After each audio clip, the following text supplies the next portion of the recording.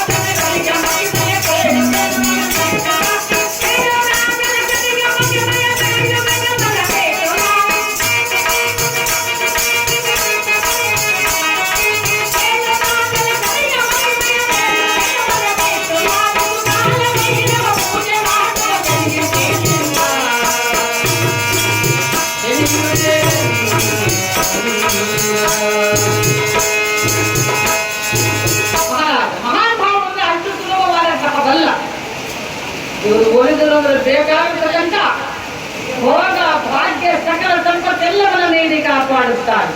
ಒಂದು ವೇಳೆ ಇವರು ಮುರಿದರು ಅಂದ್ರೆ ಕೊಡಬಾರಂತಹ ಕೇಸನ್ನು ಕೊಟ್ಟು, ಕೊಡಬಾರಂತಹ ಬಾಧೆಯನ್ನು ಕೊಟ್ಟು, ಕೊಡಬಾರಂತಹ ಗುರುಜನವನ್ನು ಕೊಟ್ಟು ಕಾಡಿಸಿ ಬೇಡಿಸಿ ಕಣ್ಣರಿಸುತ್ತಾರೆ ಈ ಗ್ರಹ.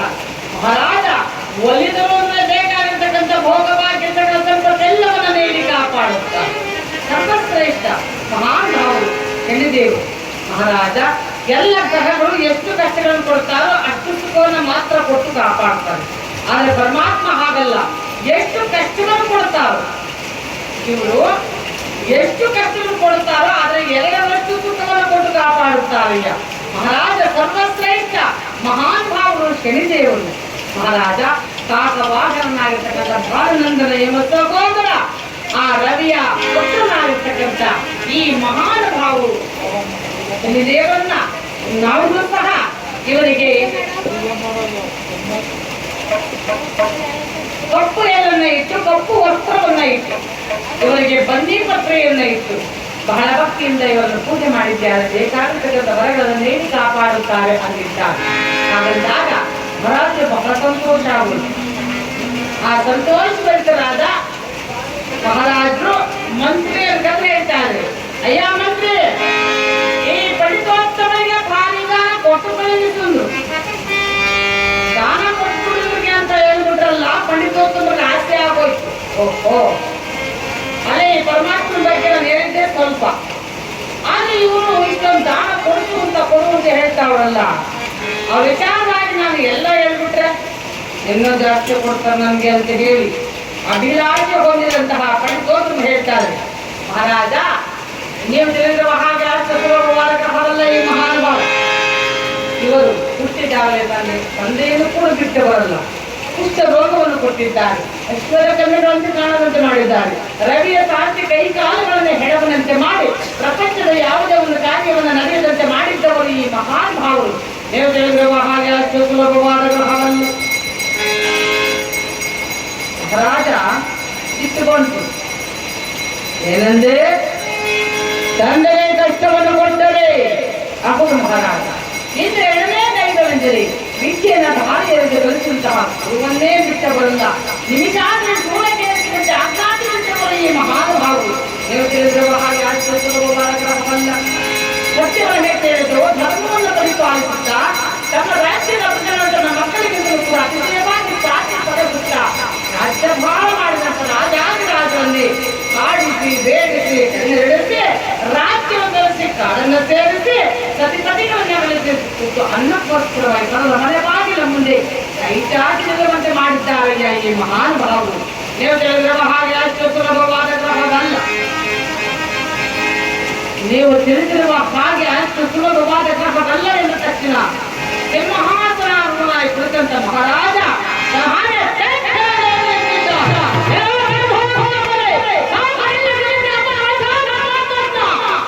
ಏನಂದ್ರೆ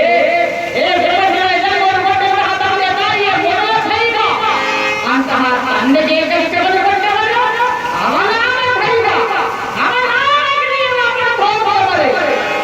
ಎಂದು ಎರಡನೇ ಅಂತಹ ಗುರುವನ್ನೇ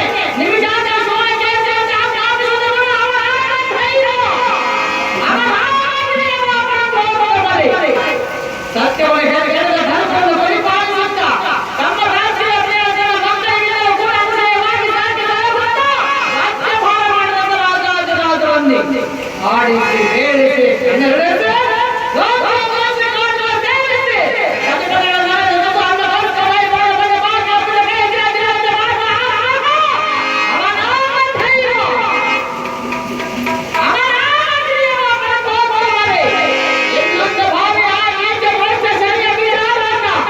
ನನ್ನ ಸಮಾಧಾನ ಎತ್ತಿದ್ದಾರೆ.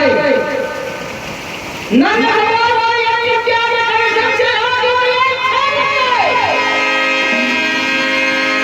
ತಾಂಡವನ್ನು ಮಾಡುತ್ತಾ ಹೇಗೆ ಆಗುತ್ತಾ ಆಡಿಸಲ್ಪಟ್ಟ ಮಾತುಗಳು ಆಪ್ತವಾಗಿ ಆಕಾಶ ಮಾರ್ಗವಾಗಿ ಕಾಕ ವಾಕರನಾಗಿ ಹೋಗುವಂತಹ ಪರಮಾತ್ಮ ರೀತಿಯಾಗುತ್ತಾ ಇದೆ. ಸಿದ್ಧಾಂತ ರತ್ನವನ್ನ ಯಾವ ದುರಾತ್ಮನಾಗಿರಬಹುದು, ನನ್ನ ಮದುವೆಯನ್ನು ಅರಿಯದೆ ಬಾಯಿಗೆ ಮನಸ್ಸು ಹೊಳೆಸಲಾದ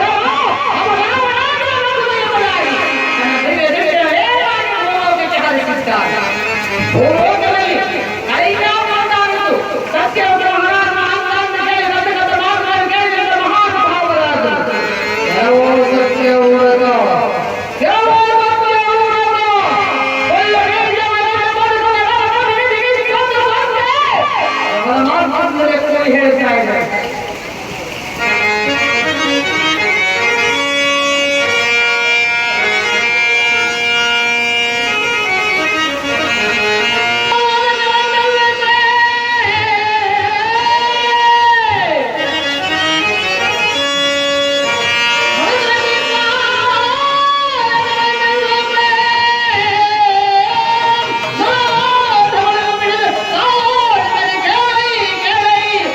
Yeah.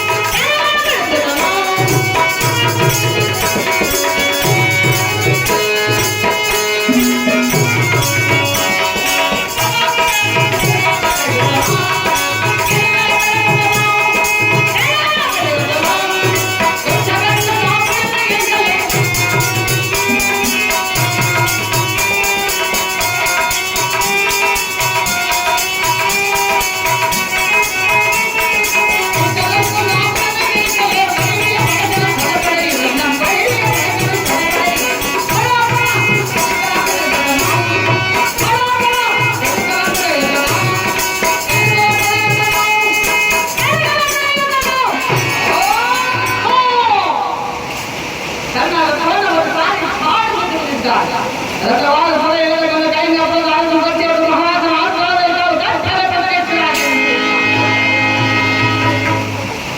ಕಾಕವಾದನಾಗಿ ಓದಿ ನೋಡ ನಿಂತಿರ್ತಕ್ಕಂಥ ಮಹಾನ್ ಭಾವನೆಯಂತಹ ಸಭೆಯಲ್ಲಿ ಓದಿದ್ದರೆಯಂತೆ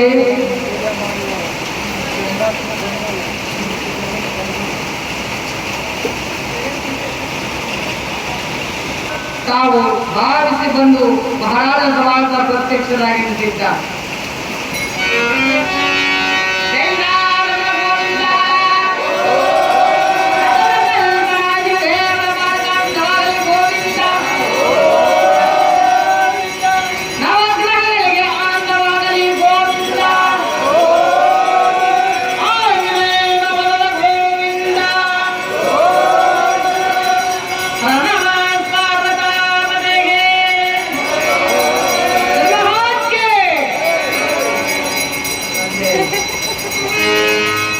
ಅಂದ್ರ